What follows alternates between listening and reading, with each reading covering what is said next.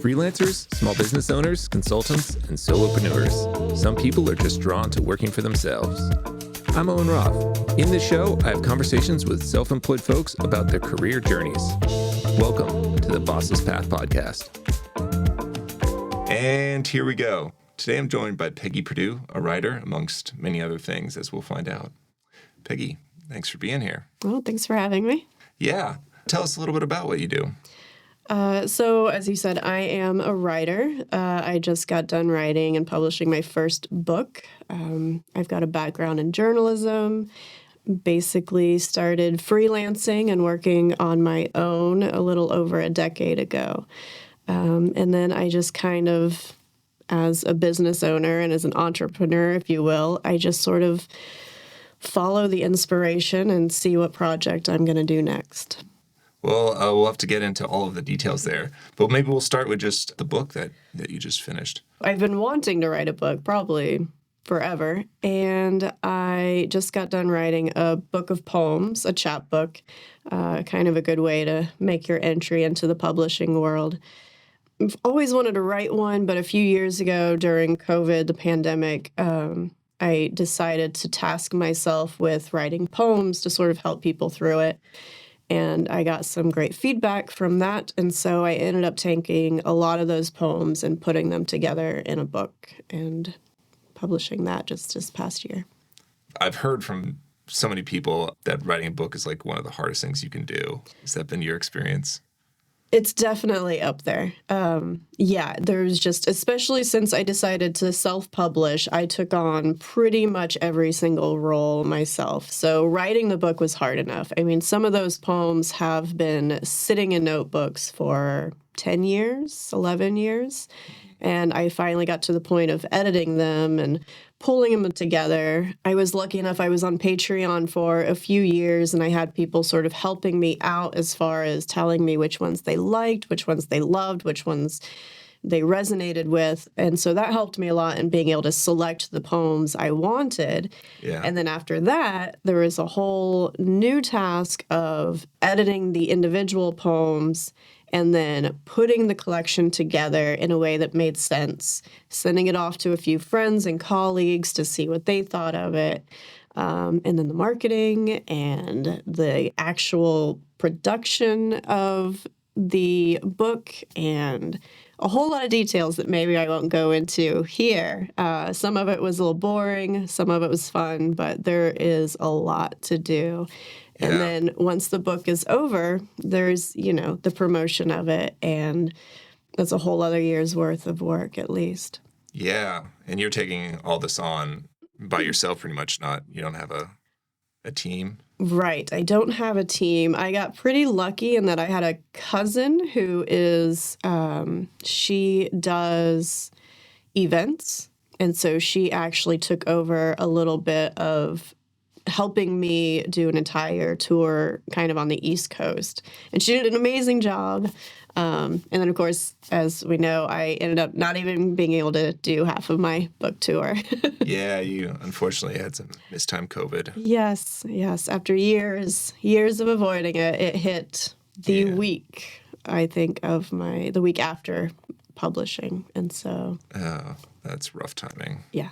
Congratulations on finishing the book and getting to this point. It's obviously quite a journey. And it is. I've learned a lot.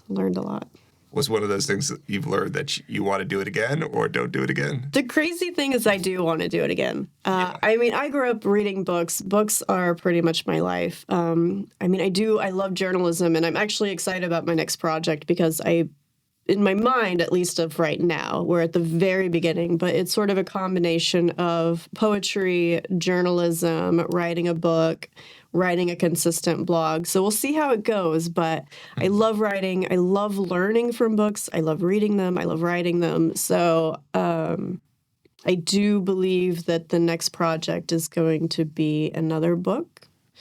Maybe not. We'll see. I've also learned to sort of go with the flow, which I think I prefer. But yeah, I would love to write another book, and I'm hoping this next project might lead to it, might not. So. Yeah, okay. Are you able to share any details of the thoughts of what the project is, or are you kind of keeping it in the laboratory at the moment? Well, it's tough. I can at least tell you this, because I know this will probably happen no matter what, but I have really, really been wanting to. I love interviewing people. It's actually funny that this is reverse, but I love asking questions. Yeah.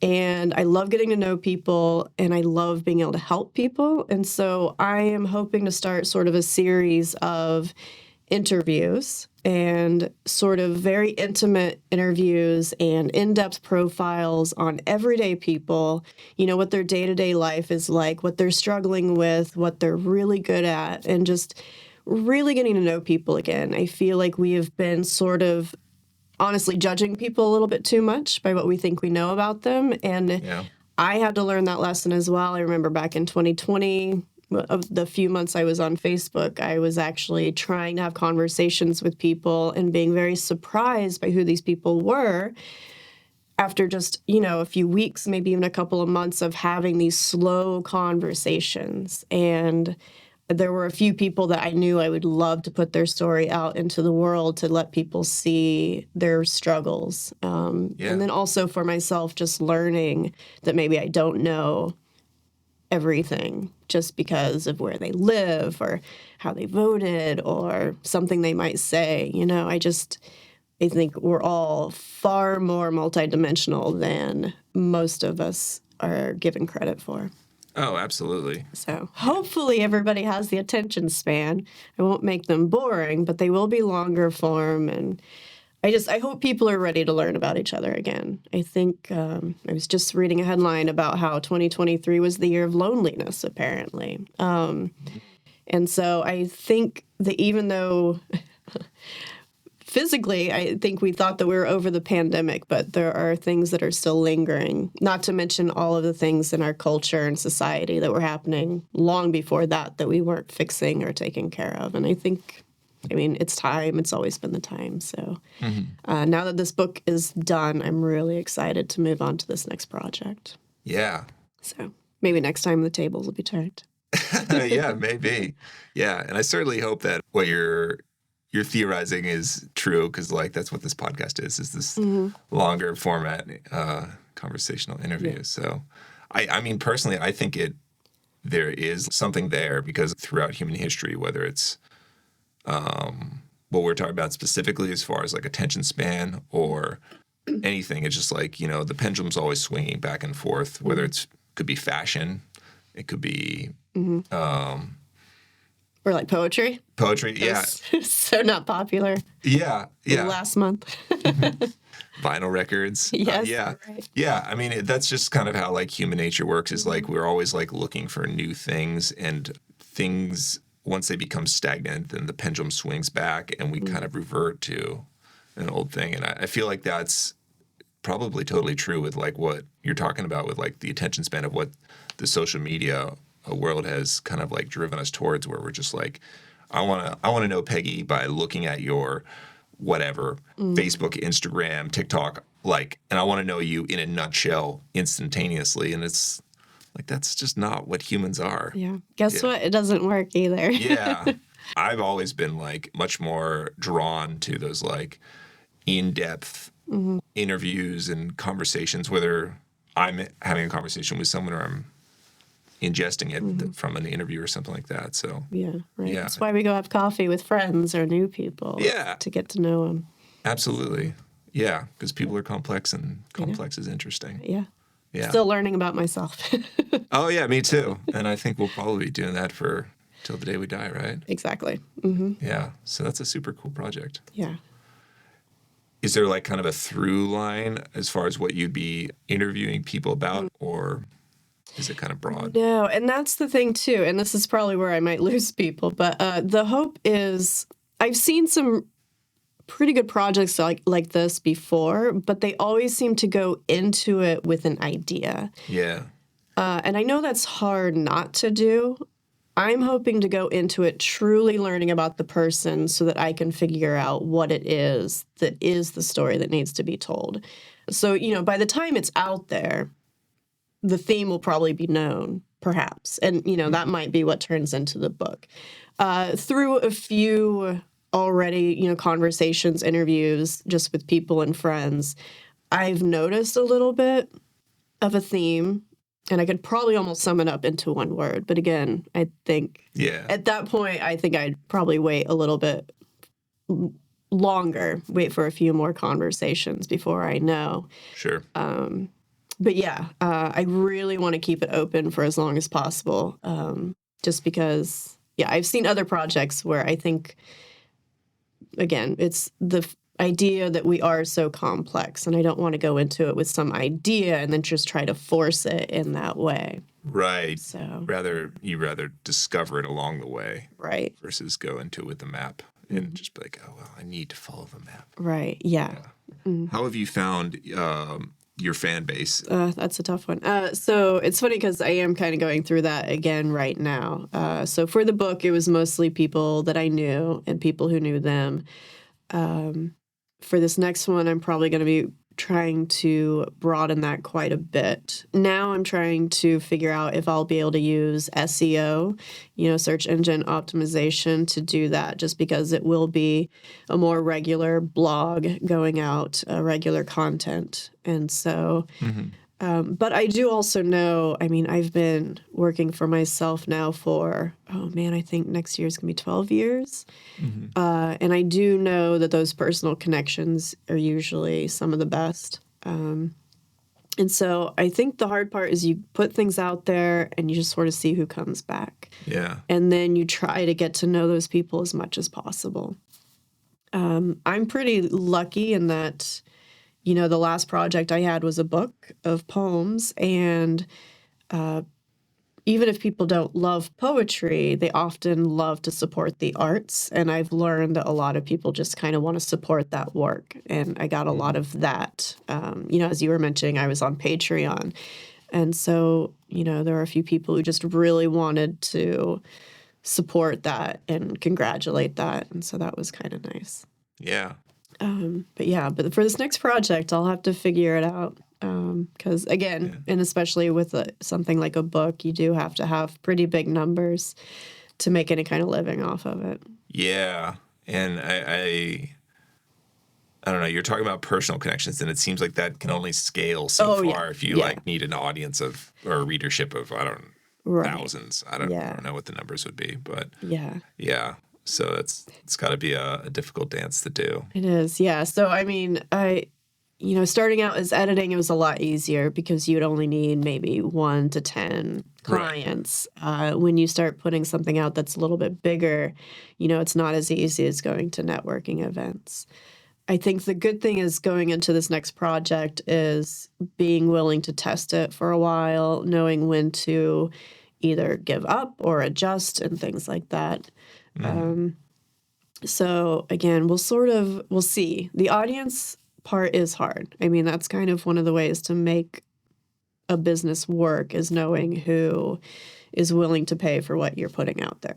Right. And so I don't really know at this point. Sure. For both projects, really.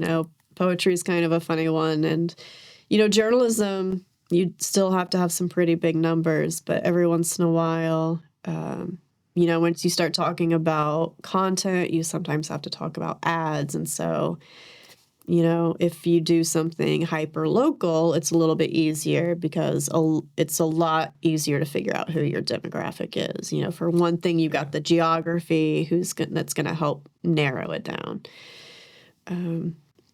So we'll see. Yeah. I think this next one, in fact, just last night, I started the work on, who are my readers for this next project. And I want to take it pretty seriously after learning what I've learned. So the good thing is it's built in. If it's interviews, a good chunk of it's going to be, who am I interviewing? Who would want to read their stories? Mm-hmm. The good thing is that from what I know from journalism is that, again, it's usually how you sell newspapers is, as a photographer, you might appreciate this, when people just shake their hand, shake hands and grin. Yeah. It's funny, to newspaper people and photographers. And yet if you put somebody's picture in a newspaper, that paper is going to sell because they're going to buy it and their friends are going to buy it. Yeah. So we'll sort of see. This might be a practice in who I know and the people that they know on maybe a broader scale. Yeah. But it's tough because we are all vying for attention, I guess, if you will, in an attention chaotic world. Yeah. More and more saturated every day. Yeah. Well, you're new in it, so Yeah. I'm sure as the running theme of this conversation is like learning, always learning, Right. making mistakes and learning from them, growing. I mean, I think it's challenging to try and do what I'm doing, but it just seems that writing a book would be almost even more challenging as far as like, growing that snowball. Yeah. Because, I mean, people are attracted to images and whether they're moving or still because of what we were talking about, of the brevity of just like, I can grab this now, but to consume a book is it's becoming rarer and rarer. Yeah. But there's still an audience out there, I'm sure. Yeah. Probably. We'll find out. Well, I mean, I'm sure there's people who read. Yeah. When I mentioned earlier the pendulum swinging back and forth, Yeah. consuming content, written content in like the longer format. You never know what'll happen, Right. 4 or 5 years from now. Maybe all of a sudden people are reading books like crazy. Yeah. So, Yeah. But regardless of what happens, I hope you find success in that. Thanks.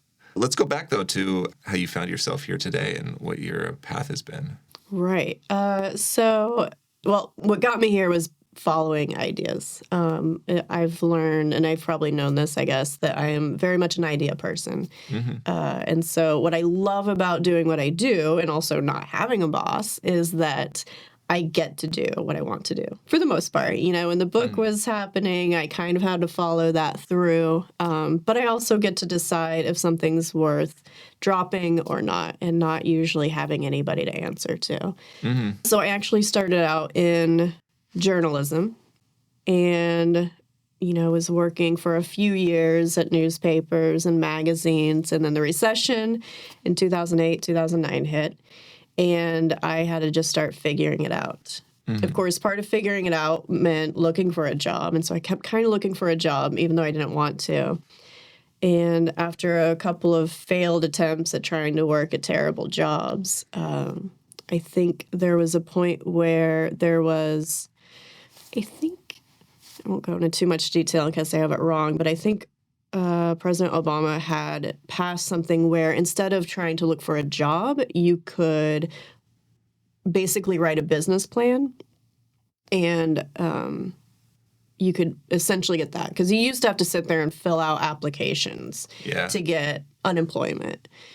And so I think at some point somebody realized there were no jobs out there, so it's a waste of time. And so I ended up doing the unemployment to start my business route, which was wonderful. I wrote a business plan, and I don't know where that is anymore. But it was a really great opportunity that I think I've been wanting to do. So I started out freelancing and eventually started editing instead of writing. I was in Portland, Oregon at the time, and so everybody's a writer in Portland. Oh, is that right? Okay. What they don't realize is that they need edited, and so that's what I did. And it was actually pretty smart because, again, nobody was really trying to edit. I had a good background in it. I'm really good at it. Too good at it. People don't like having conversations with me because I'm one of those that will correct their grammar. Now you've got me intimidated for the rest of this conversation. I usually only do it to family members. Oh, okay. So I'm clear. Yes. Let me stop you really quick. You said you started the business, and was that just like this editing, I guess, or copyright editing? Editing. So let's see here. It would be copy editing, and I got started. And this is the weird thing: is at some point I was at a law firm editing. And so I ended up doing legal editing for years. Books. I did some. This was before you started your business? Oh, sorry. So after I started my business. Okay, Sorry. Okay. Yeah. Just trying to figure out the chronology here. No, okay. Yeah, so recession, and then I wrote the business plan, and then I gave myself, I think we all usually do this, is I gave myself about 6 months. I think I had 6 months of savings. And I was like, I've got to land my first client by then. And sure enough, by month 5 or 6, I got a legal editing contract and started doing that. Gotcha. But yeah. And so then I edited for years as my business until I just couldn't take it anymore. Was a lot of it, did you end up doing a lot of legal editing? Like A lot. Yeah. Yeah. In fact, I even did some patents, mostly books and just a few one-off projects here and there. But eventually it wasn't really working anymore. I wasn't feeling it. Yeah. I mean, I think most people can probably imagine it's not the most fulfilling. It's hard. And it's really, it's not easy. And the way publishing is nowadays, all of the deadlines would get crammed back, and I'd have like 3 weeks to do a 1,000-page book. And it's just, I don't know if you need any kind of understanding of that, but let me tell you, it's nearly impossible. I mean, I'm personally just thinking about how long it takes me to read right. a book that's 300 pages and just read it. Yes. Yeah. And now this is legalese. Yeah. So sounds daunting. And I am just one of those high caliber workers, and I could do it, but it was stressful, and I really didn't like turning in a project that I knew could have been better. Yeah. And so that was kind of starting to get on to me. Gotcha. So you moved on from that, or at least having law firms as clients? I did, yeah. I kind of just decided to drop editing at some point because I was editing things that weren't really inspiring me, and I wanted to read things that were inspiring. Not to say even the most mundane legal books can be very interesting, I won't lie. Okay. I did enjoy learning a little bit, and just not enough, of course, to actually know law, but I did love that aspect of it. But I wanted to do something a little different. And of course, by that point, coaching was all the rage. And so I personally got a business coach who tried to talk me into coaching. Coaching in what form? And so, I decided to do writing coaching. A lot of people do business coaching or whatever it is that your expertise is in. And so I figured I could help a few people write their books. Which is tough because although the accountability can be good, I also realize that there's a reason only so many people write books. It's hard. I've been spending my entire life doing it, so I loved the clients that I got and their ideas, and I think some of them are still working on their books, but there's just a point where an individual has to decide that that's what they're going to do. Yeah. And so I think I took my own sort of lesson and applied it to myself and decided to go ahead and write my own book and just do that. I'm not a very good accountability partner either. I'm good. I will show up to the phone calls, but I really love to work on my own. So yeah, it's funny it took me so long to get to this point, but, there's always that passion versus paying the bills, I guess. And if you're lucky, you can make both of them happen. Sure. Or if you're smart, I don't know. Maybe I'm still lacking the business genius. Probably a little from column A, a little bit from column B. So you, it sounds like there might have been little overlaps and you're doing different things. Like, are you still writing while you're doing the coaching? Yeah. Okay. Yeah. So I definitely started writing a little bit on my own. And I always write. That's the thing, too. Is that it's going to be there no matter what. Even with the book, I realized if I didn't publish a book, I was going to keep writing poetry. And there's no way around it. And what are some of the things you've written poetry currently? And then you said you did journalism. Yes. Yeah. So I would say mostly I've done poetry and nonfiction, kind of essays, journalism.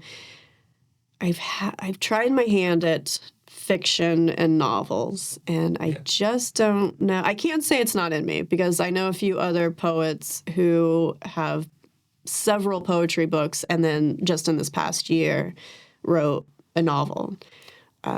So I don't know. But the novel I sort of gave up post-college and haven't really looked back. I don't think it's really for me. But you never know. Yeah, so it sounds like that's what you were doing before you started working on the book and doing the writing that you're doing now was the coaching, and then you kind of Yes. let that fade. Are you still doing any editing these days, or is it mostly just writing? No, mostly writing. So I have a young son, and so that really limits my time. He's in kindergarten, so now I actually have devoted days for the most part. So writing has actually been one of the few things that I can fit in. Writing coaching was a lot harder, even just to try to schedule a phone call. And so writing, although I would love to do it at a specific time every morning, no interruptions, it's not really possible, but I can fit it in. Could you fill us in a bit about like what your schedule's like? Like do you? I know for myself, I suffer from this thing, which I think is probably common, where it's like, if I know I have to be somewhere at, I don't know, say 3:00, and it's 1:00 now, and it's hard for me to even get into whatever it is, editing something, or even putting time into like developing a creative idea, because I'm just like, oh, I only have that hour and a half before I have to basically leave the door, get out the door. And like, I have a really difficult time of like even trying to enter getting into flow. Yeah. Do you have similar things? Yes. Yeah, struggle. Flow. That's a good one, because I mean, it would be optimal if I could have 2 or 3 hours every morning. I don't know who those writers are. They're spoiled as far as I'm concerned. I don't have it. Every once in a while I would have to demand it. The good thing is that I'm pretty agile, and even more so now with a son. And I learned before, though, that although writing is very important, and a lot of people talk about having a writing practice, some people sit down same day, same time, every day. Yeah, But I also wonder what they're writing about. Some people have imaginations, and that's great. But I have always been one of those where you kind of have to live life to have anything to write about. And so I've also learned, and I've read a few other writers, like Chuck Palahniuk. He's written an introduction to somebody's book about the importance of not writing, washing the dishes, doing anything else, doing the laundry. And then you get to this point where you can't not write anymore. And that's essentially where I've been for probably the past 5 years, maybe 6. And so I sort of have learned to write when I can and when I must. And when I have to write, everybody just look out. Like, that's what I'm doing that day. Yeah. It's probably also the reason I was writing poetry, because sometimes there are just ideas going on in my head, and at some point, some of them have to get written down line for line, and I just have to write it down. So, Yeah. But I'm with you. It would be great to have about 2 or 3 hours. But usually, lately, it's just been, if I have an idea, get it down on paper as soon as possible and see if you can work it out later. Yeah. They say editing is the one true art. Yeah, I think that's pervasive across most creative fields too, video for sure as well. Yeah. It's just, I bring it up because it's something I'm curious. This week, I've been working on just a little personal portfolio piece video, and I've noticed, I'm like, I'm really inspired to finish this and edit it, because it's like I'm learning new skills in it, and I'm actually enjoy the video because it's, a personal project. Whereas I've had other things that are like actually paid, and even though I'm being paid, I need to finish it, and I have deadlines. It's hard for me to find those pockets of like time to get into flow, and I'm just like, I really don't even want to jump in the pool and swim. But then, when you have a client and there's a deadline, then you need to at some point. Yeah. But sometimes I will put it off for like a day longer than I should. When I'm like, it's due at the end of the week and it's Monday, I should get an early start on it, but I just can't get into that flow today because it's like I only have this little pocket of time, so I'll put it off till Tuesday to start. So, I don't know. It's just it's a constant battle for me. Yeah. There's definitely a trick to it, and I think practice is about the only way to figure it out. There are definitely some tidbits that will help. In fact, it reminded me of I'm not even a Hemingway fan, but I think it's Hemingway who said to write something down to wait as long as possible to write something down, but then not a moment after. So like there's just that right timing to get that idea on paper or out there in some form. Speaking of when and just like getting into flow, like I'm sure you experience writer's block. It's a thing everyone experiences. Do you totally disengage sometimes from writing? Do you need that break to get over a block, or do you have different approaches? I think so. One of the first things I would do is probably go for a walk. I used to run a lot more. I wouldn't mind doing that. But nowadays, the writer's block is not really having time. So whenever I have time, I usually sit down. But even then, you know, it doesn't always come out, it doesn't flow out. And so usually a walk will do it. Prompts, I've got a few books that give sort of prompts that will just get you going. Yeah. Those can be very helpful. Some people use morning pages. I don't know if you've heard of that, where you just sort of sit down for 30 minutes and you just write, sort of stream of consciousness, keep your hands going and don't think about what you're writing. Yeah. So there are a few things. Again, you kind of learn them as the writing every day doesn't mean that you're creating a masterpiece every day. It is, again, just sort of that practice. It is like running. It's like everything that we do. You just kind of have to start figuring out what works for you and what doesn't. Sure. Well, it sounds like just entrepreneurship, self-employment really lends itself well. For people who are self-employed, they're usually, it just threads through their life in every nook and cranny. Yeah. And I feel like that's what writing does and living in the world that you do. Yes. Yeah. In fact, it's funny when I think about it. I've heard a lot of CEOs and, entrepreneurs quote this, but it's actually a writer, Annie Dillard, who there's that sort of that safety net of that, as a net is for catching your days. How you spend your hours is how you spend your life. And it was kind of that, again, just trying to sit down and do it every day. Because if you do it every day, that means that's what you spent your life doing. But yeah, it's just kind of that same thing. And it's also good because, again, as we all know, life will throw something at you. And so it's kind of nice to know that once you do this one thing, you can get right back to doing what you need to do because it's all necessary. I mean, I talk about being a parent and a writer, and it's hard because sometimes we talk about being a parent as getting in the way, and yet having a kid has absolutely changed my writing, and I don't think I could have put the quality of book out that I did if I hadn't had that experience as a mother. Oh, interesting. And, I've learned a lot from being a parent, especially, being flexible. What I love, again, about working for myself is the ability to change things up. And so being a parent, you just have to sort of be ready for things. And I don't want to be that type of parent who regrets not being with my kid. And so I think there are already a lot of parents out there like that because they spend a lot of time working. And as much as I would love to be writing, I feel pretty good about the first 5 years in that I actually feel like I'm one of those rare parents who can say, I think we've almost spent too much time together. So, again, it's all part of the experience. And I'd hate to think that I look back and think, oh, I didn't write every day because I was spending time with my kid. It doesn't seem like that would be the right thing to say. And yet, wholly, I can't be myself without writing. And so life is that juggle. Jungle. A juggle in the jungle. Yeah. That's one of my philosophies too, is just like, you can't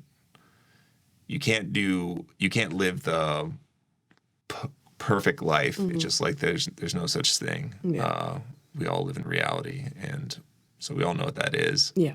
Despite what we see as like the ideal reality via media, each other's like little curated windows via social media. It's like none of us live that in reality. We all have those curveballs living in the jungle. I know. So, everything's Everything's pretty messy, which is fine. Yeah. Yeah. Which is, I mean, that seems like it's a fun place for a lot of people who embrace it. Those seem to be the people often who are the ones who are attracted to self-employment, because it's like, that's kind of what it is in reality. It's just like, you're like living in the mess to a degree when you're self-employed. There aren't necessarily set hours or anything, and you got to figure things out, and if something breaks, you got to fix it.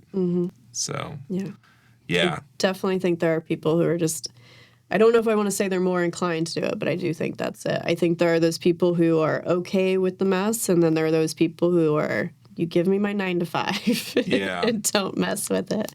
For you, was that something early on? Because you jumped into freelancing as your first professional career move. Was that something that was intentional because you were just drawn to it, or was there a point where you had ambitions of, or maybe not ambitions, but thoughts of just like, oh, I'll just figure out some way I can write in a 9 to 5 format? Well, the funny thing is, as a journalist, there is no 9 to 5. Yeah. So I've never really, I mean, I can count on maybe on one finger, literally, how many 9 to 5 jobs I've had. I think just one, maybe 2. Even when I had, like, we'll say, quote unquote, a career, it was never 9 to 5. There was always, as a reporter starting out, I was always on. Sometimes you'd have to be at work at 9, but then you'd have bosses that really don't care because they know that you've got to be out covering something until 9, 10 o'clock, and deadlines are midnight. So I've always been pretty flexible with that. I think I've always enjoyed that sort of situation. As far as freelancing goes, it just seemed like the next step from working in newspapers to working from home. To be completely honest, there are some people who, always wanted to just work in a newsroom as a reporter. Some really want to freelance. I have personally been somebody who always wanted to be an editor and publisher. So I just wanted to be calling the shots, completely in charge, not really answering to anybody. Even right now, I've been trying to figure out going back to freelancing, which I might do because there are some stories I want to write that may not make sense on my website. Yeah. But I'm telling you, I love doing things on my own and calling the shots. And sometimes they work, sometimes they don't, but I just don't really like answering to people. So. Well, then you're doing the right things, it sounds like. On that note, when you're talking about like different directions you have taken and might be taking, and you just mentioned it there with like something that might not fit on your current website, do you put a lot of thought into how you like present your projects and yourself outwardly? Like for myself, I'm going through this process right now in this moment of recording where I'm like starting to do video work again this past year. And I've, for better, for worse, right now I'm finding it for worse, have already branded myself as a photographer for, I don't know, the past like 10 years. And now that I'm starting to do video again after a long hiatus, I'm realizing it's to present that information outwardly is kind of difficult when I meet people. And I'll even say, whether it's, a Chamber of Commerce event or whatever, or non-professional thing, and I say like I'm a, photographer and videographer, but they see Owen Roth Photography, which is what I'm still currently branded as in my business name, and they automatically don't hear the video thing. And it's something I'm just like, oh man, this is really hard to like, to how you present yourself to people. Yeah. I'm having a little bit of a battle with it. How have you navigated that as you've worn different hats and done different things? It's not always easy. Again, it's funny because usually what that is that other people really just need a category, or it's like they need to know things up front. Yeah. It's hard for some people to understand change being constant. But yeah, I mean, again, it's funny because we were talking about, well, who am I? What do I do? I've summed it up as a writer, but there's so many things sort of underneath that. Yeah, exactly. And connected to it. So that's been one of my simplest ways of answering it. But for a long time, I was an editor and a copy editor. And, I'm always sort of changing. And I've had a few people sort of, first of all, it's hard enough that I started out as a copy editor. And so some people think that's the same thing as a copywriter, and they're nowhere near the same. But for some people hear it and get confused. Well, let's cut through that confusion right now. Can you sum it, what each of those are? Copywriting is basically if you see an advertisement or a very obvious promotion, that is more than likely a copywriter. They write copy to sell something. A copy editor, and why I sometimes just call myself an editor, although that's a very broad range as well, is a copy editor edits the copy. So there could be a copy editor editing a copywriter's work. Yeah. Anything that's been printed or written or anything is almost always going to have, not as much anymore, but is going to have somebody editing it. And so basically making sure things are spelled correctly, it makes sense, that doesn't look weird, things like that. Right. It's funny, too, because all titles always seem to have things attached to them. So, Yep. And then it's the fun part of editor having so many levels as well. There are developmental editors who look at entire books and figure out the theme and whether it's marketable. And then you have the proofreader who's looking at every single word to make sure there's not a mistake. And so it's very broad. I've done almost all of it. Yeah. Is it, how have you navigated branding yourself as you've done these different things? Because you said most people just see you as a writer. Well, and that's the funny thing. I mean, I know brand is important. I've been sticking to the idea that my brand is just who I am. I've definitely spent and probably wasted a lot of time trying to figure out the brand. But I've realized that my brand is kind of that agility, being able to change, it's who I am, and just being ready for the next project. And hopefully my brand is people know that whatever I'm going to put out there is going to be good. Yeah. So that's my brand. I think I just answered that here now. So I mean, it's tough because, again, I think everybody is just so ready to be branded or categorized. And that's just not the reality of nature. Right. I mean, now we're going back to what we were talking about earlier with the book, but you're right. I mean, it is important to clarify those sorts of things. And a lot of it comes down to education. I just have to tell people, or sometimes, my defense is I make jokes. Somebody that I started my career with told, when she found out I wrote a book, she's like, I didn't know you were a poet. And I was like, well, it's not something I like to tell people, so I mean, I'm a writer and I have ideas and I try to follow through with them. So I might be luckier than most. What I love about journalism and writing is that anything I want to learn, I can usually pick up and learn and write about it. Yeah. And so I get to be flexible by nature. Yeah. Yeah, absolutely. I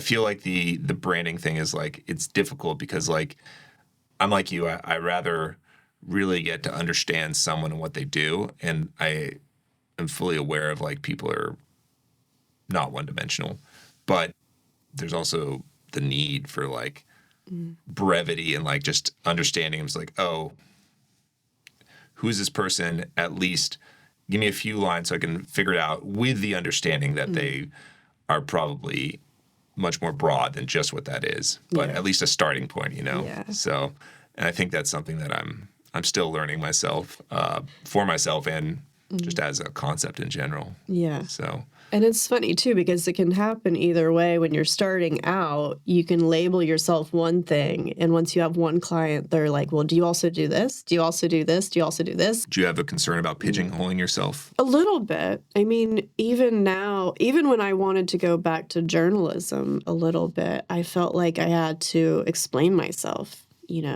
because where have I been and what have I been doing? Yeah. There are a lot of people who know me as a copy editor. And that's just, I mean, I did it for 8-9 years or something. So Yeah. I mean, again, the good thing about where I am now is that I also realized I didn't really want to have to answer those questions. So I started moving away from clients. Yeah. It can be tough because a lot of times people they need to know what you can do for them, right? That's the business of business is just tell me what you can do for me and let me know it's cheap. Right. Yeah. Yeah. So, but no, I think it's always hard for me because I've always been able to do so many things. You know, even when I worked in a newsroom as a copy editor, I also took on a blog and I designed a website, a community website for them. And I was just always taking on other projects, which I think at some point might have been a pitfall, but I don't know. I love having my hand in sort of every aspect of everything. Well, speaking of every aspect, I'm curious how you handle the business side of all of this, because that's usually where people like you and me who are creatives kind of, want a little bit of a distance. We're not too excited about that part. How do you find that part of it? Well, I guess the good part is that, again, I love to learn. So I've nerded out on some business things as well. Okay. I've taken classes and workshops. I've got a whole system that I got from a business coach that I use. I do read a few blogs. So again, I love to nerd out on things and love to learn. And so that has been helpful. There is still a part of me that thinks that a business bone is missing. Because I just, there are those people who just seem to be successful almost no matter what without trying. And there are definitely things that I struggle with, I think, because I am creative and I just want to do things. I'm also kind of a planner in that, I could sit and plan something for 6 months and never do it. So yeah, the business side has been... a little bit of a struggle, I guess, just because I don't think... I think there's the money-making part of it that's the real struggle because, sometimes it can be hard as a creative person to ask for money for what you're doing. Oh, yeah. Because you love it so much. And then sometimes, whether it's real or not, you sort of get this impression that people don't think that what you're doing is real? Is that the right word? Like, it's fun, right? Real or that difficult or yeah. And so, again, kind of going to the writing coaching, I remember thinking that, they were asking me these questions and my only answer was, I've been doing this for 30 years,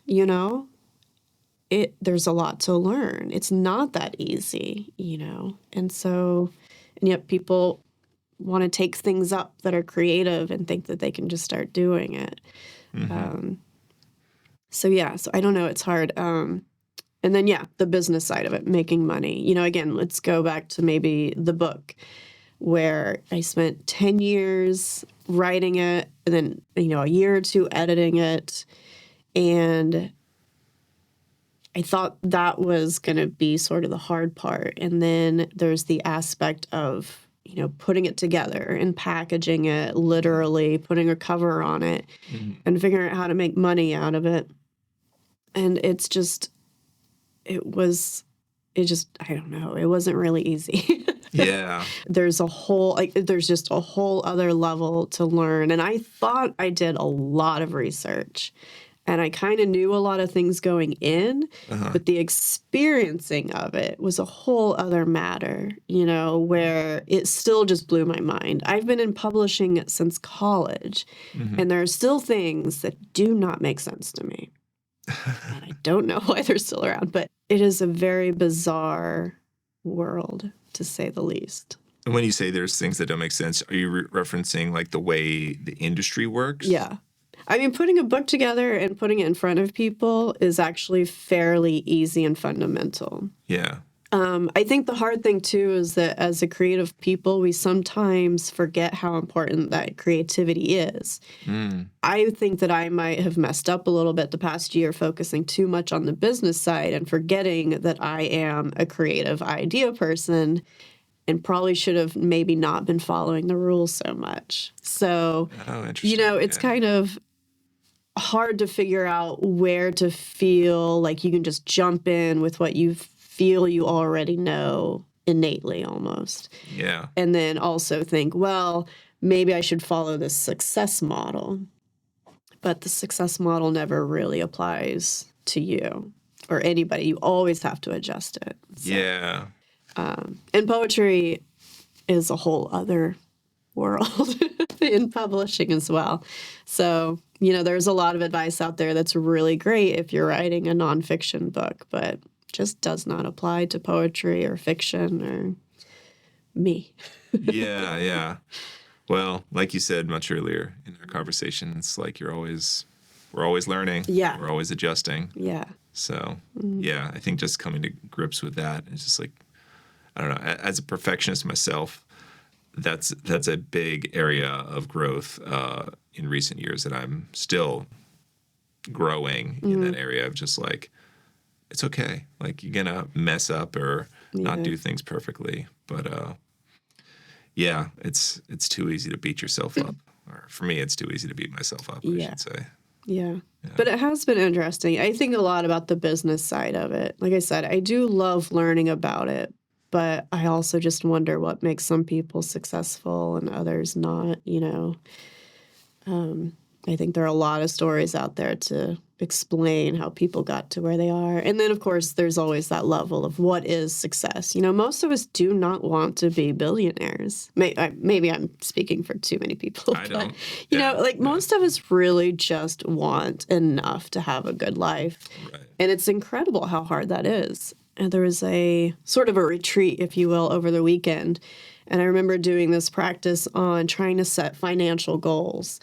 And they kept trying to bump you up, thinking that was the hard part. Like, well, why don't you want 500,000 or maybe 1 million? Maybe you want to make 1 million. And they were basically telling you to set the number to where you started feeling nervous. And when we started talking about 500 and 1 million, I felt nothing. But there was this certain amount that basically would have been a living wage that I had a really hard time with. And so it was an interesting practice in that the thing that felt real to me was the hard one. Like, why mess with $1 million when, first of all, it's not something I want. Yeah. So practical. those out of reach numbers are just like, they don't even resonate with you because they're not desired and out of reach. Yeah. But the realistic one is what makes you nervous. Yeah. And then it's just, some people are different. And I almost hate to say this, but, I've been watching and reading a lot. And sometimes I feel like, we really seem to idolize CEOs and just people who make a lot of money. Sure. And I've been trying to, actually I haven't been trying to, but, you read about things and you follow the plans. And honestly, when it comes down to it, I believe the people who have financial success and that they make a lot of money, I think it comes down to greed and wanting money. I think some of us really just want something completely different from our lives and our business. There are just some people who really, there's almost a disconnect from that financial number, that they don't understand maybe the power of a certain number, or it is just a number to them, and they don't understand what those numbers implicate to maybe the world around them. And I know I'm on I might be pretty rare in that, thinking about how we affect the world around us. But, I think sometimes people just look at finances as a number and don't think about what those numbers mean. Yeah, that's actually really interesting. I don't know if I've ever thought of it like that, but I do a lot of thinking. Yeah. I feel like that's probably quite valid, though. I say that with the one hesitation that I don't like speaking in like blanket statements. So I don't want to say everyone, but I could certainly see, a large swath of people who are probably disattached from like all the cascading effects that come off of like purely chasing a larger and larger amount of money, whether it's environmental or just social impact or any of that. We hear about this stuff in the news all the time. So yeah, whether it's an oil company or Amazon affecting other businesses and stuff. So I think we as, human beings are very good about sort of attaching a story to something to sort of prove what we're doing is okay or right. It's like I think we all do it's right. Like we read the news that applies to us, that makes us feel like we're okay. Yeah. We're great at validation, self-validation or external validation. Mm-hmm. Yeah. It's one of our things that makes us so successful, I would say, as a human race, for better and for worse. Mm-hmm. Defining success, that's a conversation I've had with people and with myself perpetually. Mm-hmm. And I feel like it's one of the more important things you need to do, whether you're self-employed or not, or just a person, is like defining success and not letting there be a default definition. Because I feel like if you don't have some self-awareness and introspection into what success is for you, then like living in America, the default definition of success is money or equates to money. Mm-hmm. So if you let that happen naturally, then I think you might end up not being happy. Yeah. So it's that constant questioning of what we're doing. Right. So, which, again, is good and bad. I'm one of those, I could question what I'm doing until I don't do anything. And then again, maybe why people don't like poets is every day I wake up, I try to question, why am I doing this? Like, do I really have to wake up before 7 or 8 or 9? But just things like that of, every aspect of our life, maybe not drilling into it to the point where you can't do anything, but just really wonder, why are we doing this thing? Yeah. And do I have to keep doing it? Yeah. I mean, I personally find, though it's my forays into self-employment are much shorter than yours, but that's one of the things that's attractive to me about it is that when things get stale, you can mix it up and chase different things and try different things like we've been talking about. For me, I think that's one of the things that like makes me drawn to it. I like variety in my life, social variety and like hobbies, activities, and career. Yeah. That's my answer to that problem. But yeah, I'm a human, so I have moments where I'm just like, oh man, why am I doing this? Yeah, it is. I know it can be hard, but then there are those moments that you do get to make a decision and you're just really glad it didn't have to go through 3 levels of hierarchy or anything like that, So there's definitely, that when I do get to network, the big word usually that comes up of why we want to do this thing is something like, just freedom or just that ability to do what you want. Somebody had a really good word, agency, a few years ago. And it's just, it's something that I feel like sometimes we don't have day to day. I think there are a lot of people that just don't feel like they have that control over their own lives. Mm-hmm. And just to be able to say that I'm going to wake up and do this morning. And of course, my 5-year-old might have other plans, but for the most part, I get to sort of do that and change it. And again, the learning aspect of it, I think, is huge for me. I'd probably be a little bit more successful if I weren't so excited to learn things all the time. Like maybe I could get paid for failing. Yeah. And like, oh, but I learned so much, and I'll tell you what I learned. Yeah. Well, I mean, but just right there, we're talking about, you use the word success again. And like, learning can be a form of success if that's within your definition. Absolutely. So, yeah. But it is nice to have some money because you do. I know. Everyone's got a baseline amount that they need to survive on. So. And that's the reality is that, that dollar amount is attached to so many things. It goes both ways. So. Yeah. I mean, I think if you're speaking in terms of like you don't need money, then, I mean, like, I don't know. That's probably not a reality for the vast majority of people. Probably not. I think my next business idea is starting my own colony, though. Maybe we'll see if we can do without money. Yeah, well, I know some people I could connect you with who are living in that. I'm sure I'm not the only person out there trying to figure that one out. Yeah.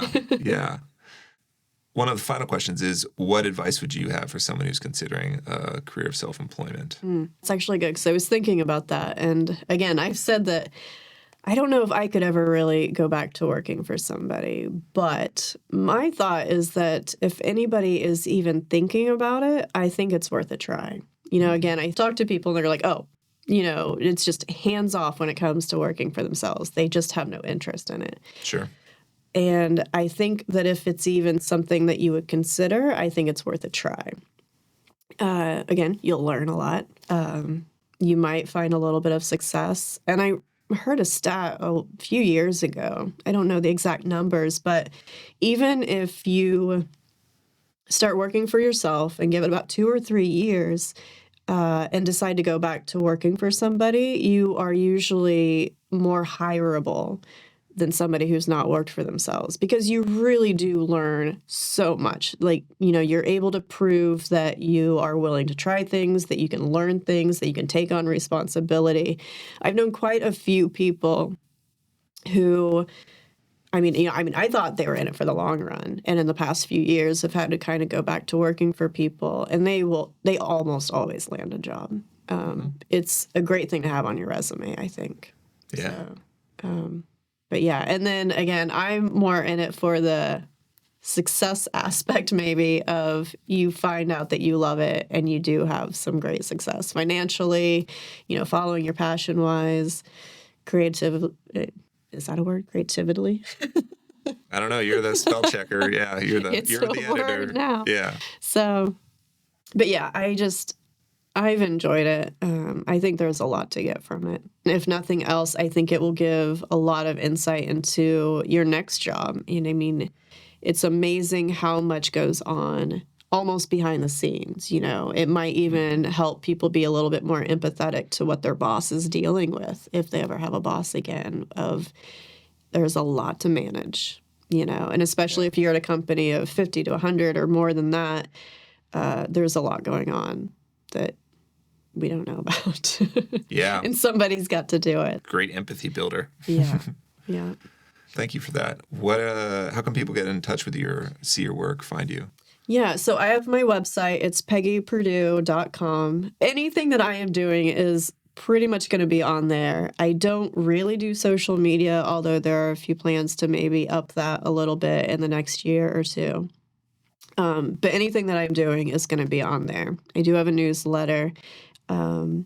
And if anybody's interested, we mentioned this, we were talking about a little bit before the show, and I think the best thing is that maybe there might be a link available with this podcast. But I did put together a list of books that I think are essential for people who are starting to work for themselves. Yeah. There are a lot of people that will try to get money out of you when you start your business, and books are the cheapest, best way to get started, I believe. Some people buy loads of books. I have about 10 that I keep on my shelf and refer to constantly. So I wanted to sort of put that out there for anybody who's thinking about becoming their own boss. Yeah. No, thank you for that. That's something, like you said, you mentioned to me before we started recording here. Yeah. I'm like, oh, that's so cool that you brought that curated package of knowledge. Yeah. Yeah. Yeah. Books are super valuable. That's one of the things I did when I quit my day job last year and started doing this full time. Was I just found there's probably 4 or 5 books, and I just got those. I'm like, well, that's a $5 investment.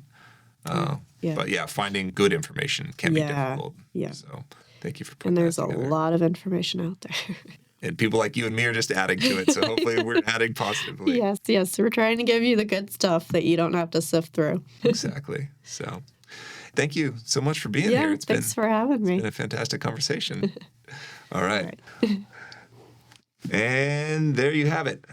That was a super fun conversation with Peggy. If you want to hear more conversations like this and conversations not like this as well, then please subscribe and follow the podcast. Until then, this has been the Bossless Path. Catch you next time.